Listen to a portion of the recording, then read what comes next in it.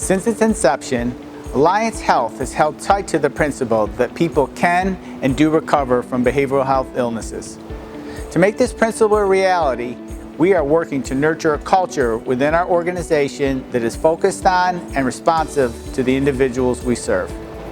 To do this requires a rethinking of people's capacity to recover, the services available to them, and the role of providers and community stakeholders in facilitating the recovery process.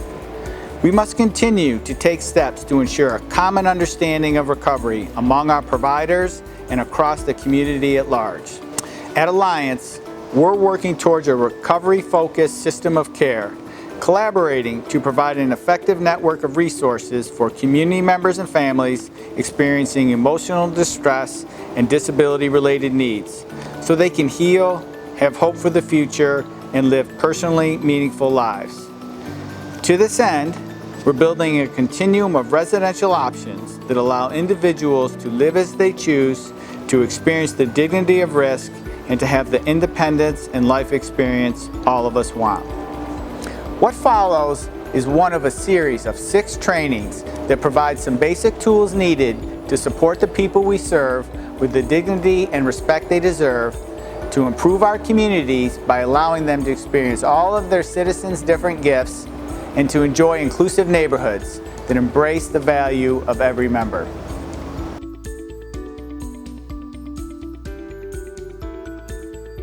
As we all work in the helping profession, we have a drive to care for and support those individuals we work with. When working in this profession, what we often need to consider is, what kind of help do they need? Can I offer that type of help? If not me, then who? And we must ask ourselves, from the perspective of the member, am I being helpful? Sometimes the answer to this question is difficult to hear. Help isn't help if it's not helpful. Help that is not helpful can actually do harm. Pat Deegan.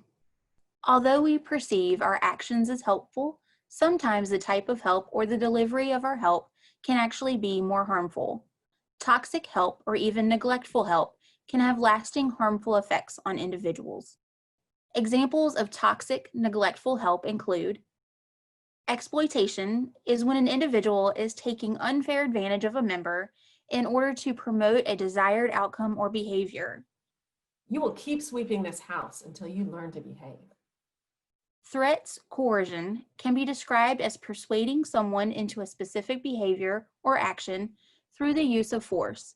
Examples can be, but are not limited to, raising one's voice, physical aggressiveness, and taking away items of value. Don't do as I say, I will take away your phone privileges. Forced treatment can be defined as not allowing an individual to choose their own path for treatment, making the choice of level of treatment, or making the choice of treatment providers for the individual. Although you wanted to be scheduled with this provider, I've already scheduled you an appointment with someone else. Overuse of medication sedation is using medication as a means to control behaviors or decrease undesirable behaviors. Here, take this medication, it'll calm you down. Restraints seclusion is when an individual is isolated from peers or made to isolate to a specific place so that engagement with peers cannot occur. Stay in your room until I say it's okay to come out. Controlling individuals' behaviors by telling them what to do and or how to behave. You will do as I say. Withholding from individuals' basic needs, such as locking them out of the refrigerator and or kitchen, not allowing them access to their money, and taking away personal prized possessions. No, you can't have a snack. Lack of privacy, humiliation by degrading individuals in front of peers or not allowing them personal space. I can't believe you behave like that. Why would you do that? Preventing social relationships with peers by not allowing individuals to develop personal relationships or intimate bonds with peers. No, you cannot spend time with your friend. Can you recall a time when you witnessed or became aware of a situation in which a member in a group home was the recipient of toxic or neglectful help? How can you prevent this situation from occurring in the future? What helpful help looks like. Promoting self-determination by allowing members to choose their own path. What do you want to do today? Using recovery-based language, language that is non-stigmatizing, that promotes helpfulness and is strength-based. Say, Amy lives with schizophrenia and not Amy is schizophrenic. Personalized daily routines help individuals by promoting structure specialized to that individual. Let's talk about what your day will look like. Discussions about what calms the member down, having conversations with individuals around strategies or development of skills that promote a sense of calm, encourage individuals to have ownership over personal behaviors and participation in their person-centered planning. What helps you calm down? What can I do to help you? Allow the member to implement coping skills. Once a behavior is recognized, allowing the member to use learned coping skills can be a useful resource. Remember, you said counting to 10 helps you calm down.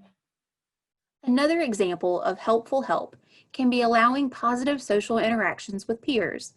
Allowing individuals the opportunity to engage in social activities provides them a healthy outlet and increases adaptive coping skills.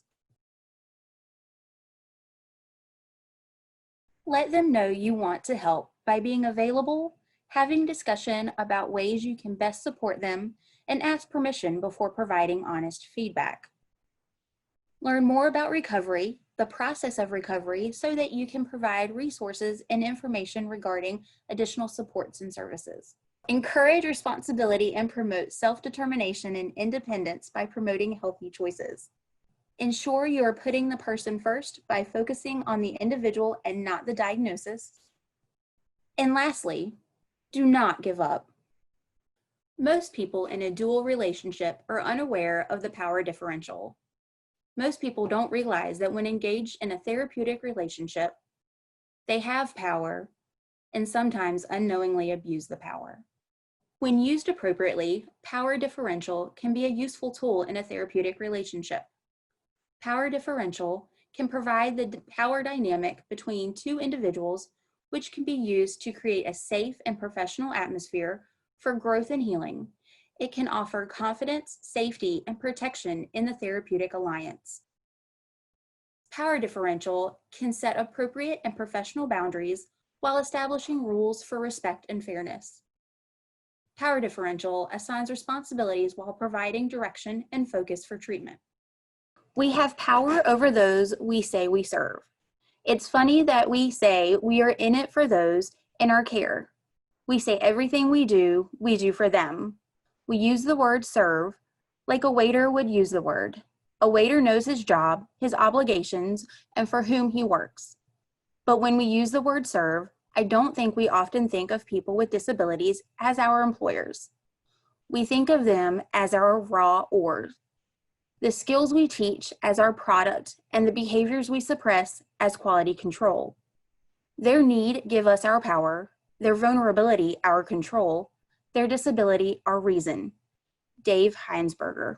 And finally, the most important thing a person can do is listen.